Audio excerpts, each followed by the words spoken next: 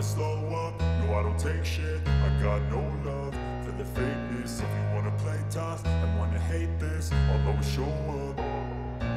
I don't ever slow up, no I don't take shit. I got no love for the fakeness. If you wanna play tough and wanna hate this, I'll always show up and make a statement. I don't ever slow up, no I don't take shit. I got no.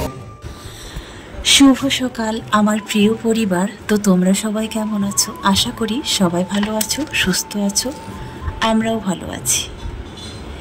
বহুদিন ধরে তোমরা কোনো blog পাচ্ছ না, তাই অনেকেই কেউ SMS করে বলছো, কেউ মেল করে বলছো, কেউ বা কল করে বলছো, দিদি তুমি কোথায় আছো, দিদি তুমি কোথায় গিয়েছো, দিদি তুমি কি এই শহর ছেড়ে দিয়েছো। তো এইরকম সবার অনেক প্রশ্ন আছে। তো চলো, কোথায় যাচ্ছি কোথায় আসছি সেটা তো তোমরা নিশ্চয়ই বুঝতেই পারছো। এই মুহূর্তে আমরা আছি এখন ট্রেনে। আমরা ট্রেনে চেপেছি রাত্রি 2:15। চলছে তো চলছেই, এক নাগারে সেই 12 ঘন্টা চলবে। তো সবার যখন সব রকমের প্রশ্ন ছিল, তো চলো আজকে সেটাই প্রশ্নের উত্তর দিচ্ছি তোমাদেরকে। আমার মা তো এখানে ছিল, চিকিৎসার জন্য তাকে আনা হয়েছিল। আর আমার মায়ের যে ট্রিটমেন্ট, সেটা তো দীর্ঘদিনের ট্রিটমেন্ট, তোমরা সবাই জানো, একদিনে কিংবা দুদিনে শেষ হবে না। যেহেতু কিডনির সমস্যা, তাই কিন্তু যতদিন বাঁচবে ততদিন ট্রিটমেন্ট নিতে হবে। আর তাছাড়া কিন্তু একদিন কিংবা দুদিনে ডক্টর দেখানো হবে না, তাই না? 1 মাস পরে আবারও আসতে বলেছে, আবারও রিপোর্ট হবে, আবারও দেখানো হবে, ওষুধ দিবে। তো তাই হচ্ছে, আমি যখন যাচ্ছি তবে মাকে সঙ্গে নিয়ে যাচ্ছি। যেহেতু এটা আমার বাড়ি না, বাড়ি হলে হয়তো কাজের ক্ষেত্রে কিংবা যে কোনো সূত্রে গেলে হয়তো বাড়িতেই রেখে যেতাম, কিন্তু না, আমরা সবাই মিলেই যাচ্ছি। আর আমি একাও যাচ্ছি না। দেখতে দেখতে পৌঁছে গেলাম মালদা স্টেশনে। মালদা স্টেশনে নেমেই এবার যাচ্ছি আমরা বাহিরে প্রবেশ করছি। তো যেহেতু রাত 2টায় উঠেছি, আর আমাদের খাবার দাবার কিন্তু ছাড়া হয়ে গেছে, আনা হয়নি। তারপরে ভাবছি এখানে একটু দেরি হবে, আমরা খাওয়া দাওয়া করব, কারণ রাতের জার্নি। আর এখন বেজে গেছে প্রায় 2:30 ঠিক। কিন্তু এটা হচ্ছে দুপুরে খাওয়া দাওয়ার সময়, লাঞ্চের টাইমে নেমেছি। যেহেতু ডাল ভাত হোক যাই হোক আমরা খেয়ে যাব। তো খেয়ে দিয়ে আবারও চাপতে হবে সেই বাসে। এখান থেকে আবারও 1 থেকে 1.5 ঘন্টা জার্নি, আমরা যাব একেবারে সেই রায়গঞ্জে। তো যেহেতু অনেকটাই বেলা আছে, যেহেতু 2:30 বাজে, একটু ধীরে সুস্থেই যাচ্ছি, তাই না? তো টোটোতেও আর উঠলাম না, আমরা স্টেশন থেকে বাইরে বেরিয়ে যে ফুটপাতে হোটেলগুলো আছে সেগুলোতেই খাবো। বড় হোটেলে আর এতজন মিলে যাব না। তারপরের দিনে পৌঁছে গেছি বাবার বাড়িতে। ওই মুহূর্তে কিন্তু একটা হাঁড়িওয়ালা কুমোর এসেছে হাঁড়ি বিক্রি করতে। হাঁড়িগুলো কিন্তু এত সুন্দর সুন্দর ডিজাইন, দেখার পরে কিন্তু আমার মনটা কেড়ে নিয়েছে। ভাবছি এগুলো আমিও নিব। সমস্যা হচ্ছে এত দূর থেকে কিভাবে নিয়ে যাব আর কেমন করে যাব সেটাই, তাই না? মন তো হচ্ছিল নিয়ে যাব। মেদিনীপুর শহরে কিন্তু এত সুন্দর সুন্দর হাঁড়ি পাতিল পাওয়া যায় না, তাই নিয়ে যাওয়ার ইচ্ছা থাকলেও কিন্তু উপায় হবে না, কারণ আমরা ট্রেনে যাব। ট্রেন থেকে বাসে, বাস থেকে টোটোতে, এরকম করে যেতে হবে যেহেতু, তাই মাটির জিনিস কিন্তু অত দূরে যাবে না, ভেঙে যাবে, তাই আর এগুলো নেওয়াও হবে না। দেখে দেখে রেখে দিলাম। যদি আশেপাশে নিতে পারতাম তাহলে কিন্তু খুব ভালো হতো। আসলে মাটির হাঁড়িতে রান্না, মাটির ব্যবহার কিন্তু খুবই ভালো। আমি তো খেয়ে দেখেছি, আগে এগুলোই খেতাম, তাতে কিন্তু খুবই ভাতের যেমন স্বাদ হয়, তরকারিটাও কিন্তু তেমন টেস্টি হয়। যেমন দেখো না তোমরা হান্ডি মাটন কত টেস্ট হয় বলো তো। তারপরে এটা হচ্ছে আমার বাবার বাড়ির সামনের রাস্তাটা, কি সুন্দর লাগছে বলো তো। 2 ধারে ভুট্টা, মাঝখানে একটা মেঠো পথের রাস্তা, দেখলে যেন মন ছুঁয়ে যায়। ঘরের পেছনটায় আনাজপাতি লাগিয়েছি, হয়ও কিন্তু প্রচুর। আগেও বলেছিলাম বাবার বাড়িতে কিন্তু শাকসবজি খুব কম কিনতে হয়। ওদের বাড়ির আনাচে কানাচে কিন্তু হাজারো শাকসবজি দেখতে পাওয়া যায়।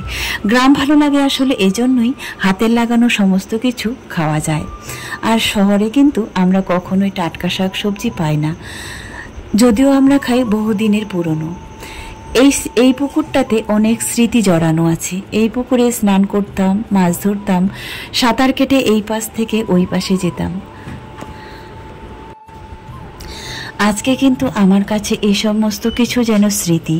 তারপরেও যেহেতু বছরে 1-2 বার যখন আসি, তাই ভাবলাম এটা আমার ইউটিউব চ্যানেলে স্মৃতি হয়ে থাক, সেটা হয়তো তোমরাও দেখবে, আমিও দেখতে পাবো।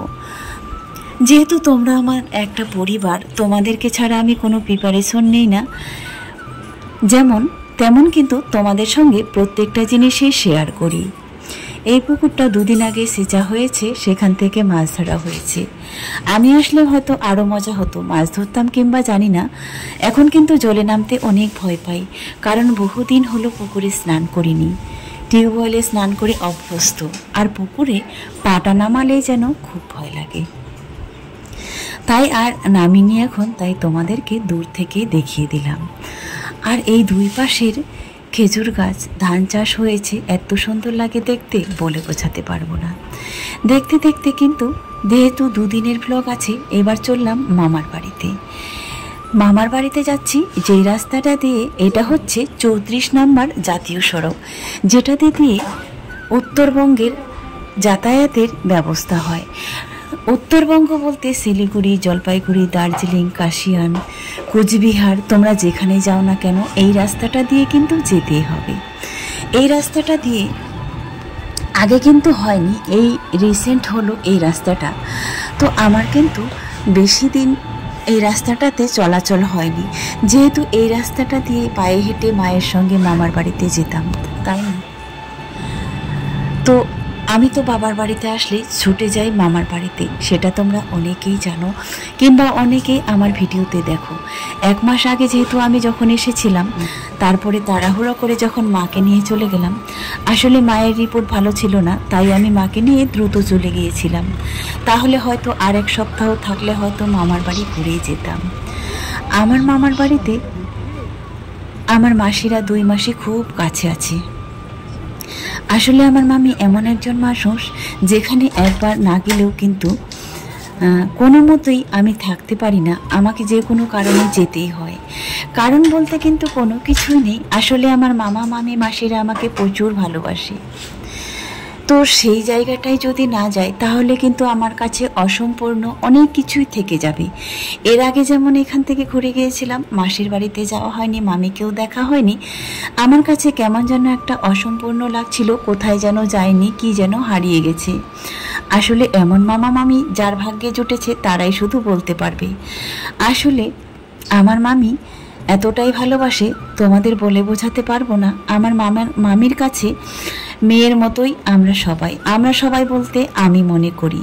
যারা কাছে আছে কিংবা পাশে আছে তাদের কথা বলবো না, আমি যেহেতু অনেক দূরে আছি, বছরে 1-8 বার আসি, কিংবা আগে যখন ছিলাম তাতেই কিন্তু মামি আমাকে এমনই ভালোবাসতো।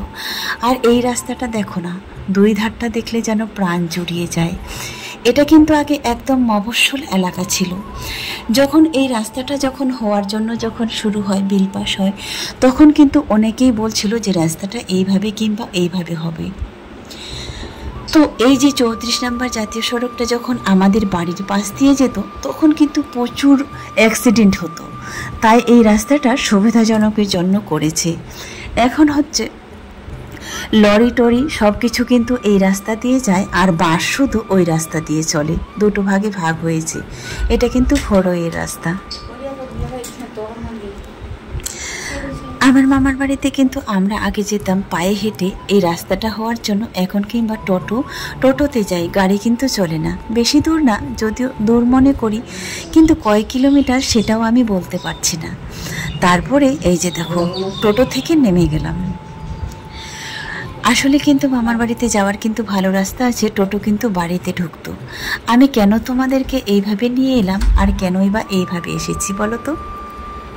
আসলে আমরা মায়ের হাত ধরে ছোট্টবেলায় যখন এই রাস্তা দিয়ে পায়ে হেঁটে হেঁটে যেতাম, আমার কাছে এখনও ওই রাস্তাটাই যেন আমার মন চায়, সেই ছেলেবেলায় আমি আবারও এইভাবে ফিরে আসি।